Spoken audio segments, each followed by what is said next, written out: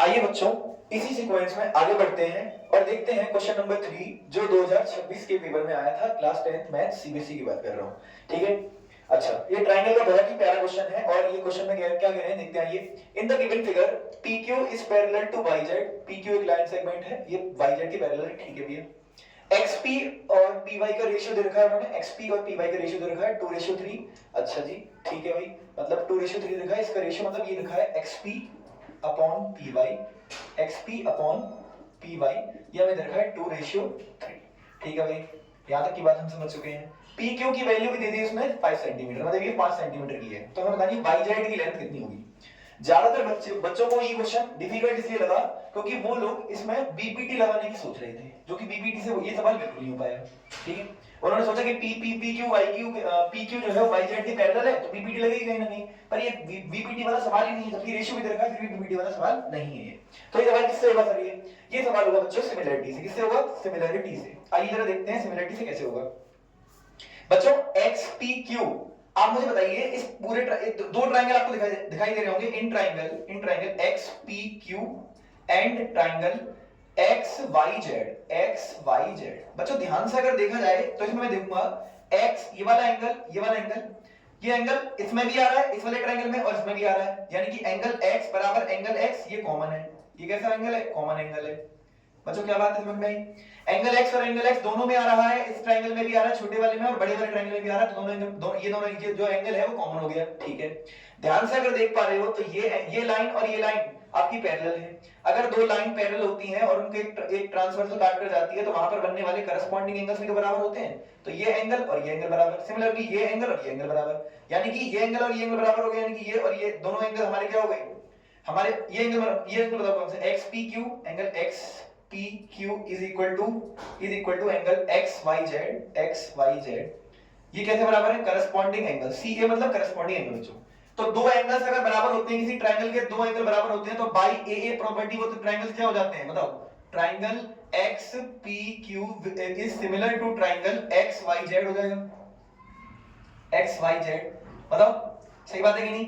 अरे इस ट्रायंगल, छोटे वाले ट्रायंगल का x एंगल और छोटे वाले ट्रायंगल का ये वाला एंगल, ये बड़े वाले के साथ मतलब ये दोनों ट्रायंगल्स आपस में सिमिलर हो गए। क्यों? क्योंकि इनके दो एंगल्स बराबर हो गए। देखो ये वाला एंगल कॉमन हो गया और ये वाला एंगल इसके बराबर हो गया और ये वाला एंगल इसके बराबर हो गया। तो भाई AA ट्रिपल ए भी बोल सकते हैं या फिर डबल ए भी बोल सकते हैं। भाई डबल ए हम क्या बोल सकते हैं? Triangle XPQ is similar to triangle XYZ। दो ट्रायंगल सिमिलर हो गए। अब आपके दो ट्रायंगल अगर सिमिलर होते हैं तो आपको क्या कंडीशन पता होनी चाहिए? ये पता होना चाहिए कि उनकी साइड्स का रेशियो प्रोपोर्शनल, वो उनकी जो साइड्स होती है वो प्रोपोर्शनल में होती हैं। तो XP upon XY is equal to PQ upon YZ is equal to XQ upon XZ, ये होता है बराबर। हमें इन दोनों साइड से मतलब है, देखो इन दोनों साइड से काम हो जाएगा आपका। कैसे सर? कैसे? आ जाओ। XP अपॉन PY, देखो XP अपॉन XY। आप मुझे बताओ जरा XY क्या है? इधर देखो जरा ध्यान से। XP upon PY is equal to 2:3 रखा है, यानी 2/3 रखा है। आप मुझे एक बात बताओ, अगर मैं आपसे पूछूं इस कंडीशन में XP और PY, अगर ये 2 है ये 3 है, या इसको ऐसे कर लेते हैं, इसको XP को हम क्या मान लेते हैं? 2K मान लेते हैं। क्या मान लेते हैं? इधर देखो, अगर आपको दिखानी तो यहाँ देखो, मैंने XP को क्या मान लिया बच्चों? 2K मान लिया। क्या मान लिया? 2K। इस तरीके से PY को मैंने क्या मान लिया बच्चों? 3K मान लिया। जब भी रेशियो दे रखा होता है तो मैं किसी कांस्टेंट टर्म के बराबर मान सकता हूं, है ना, किसी मतलब वेरिएबल के साथ अटैच करके मान सकता हूं।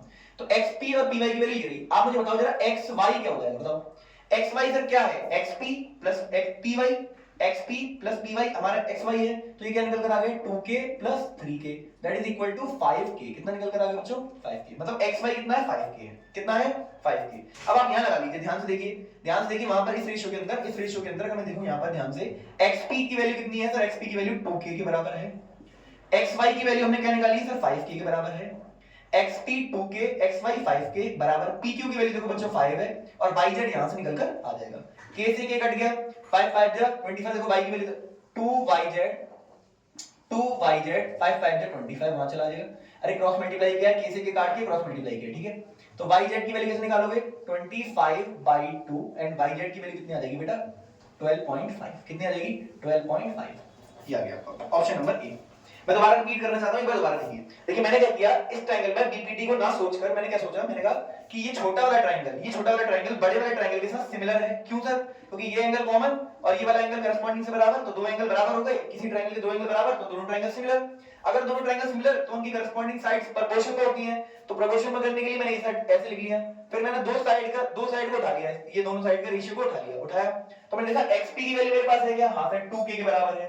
xy की वैल्यू क्या होगी बताओ? अगर xp 2k है, py 3k है, तो पूरी xy कितनी हो गई? 2k + 3k = 5k। तो ये 5k हो गया। तो मैंने लिख दिया 2k अपॉन 5k, यानी xp upon xy is equal to pq की वैल्यू सर 5k से रखी, क्वेश्चन में गिवन में था बेटा इसलिए बात था।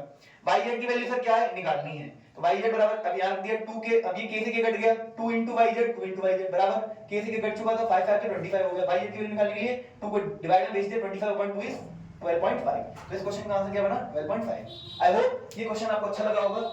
नेक्स्ट ऐसी ही और प्रीवियस क्वेश्चन देखने के लिए 2026 के इस वीडियो को लाइक कर दीजिए और इस चैनल को सब्सक्राइब कर लीजिए ताकि आपके पास और भी ऐसी वीडियोस आती रहे। राधे राधे।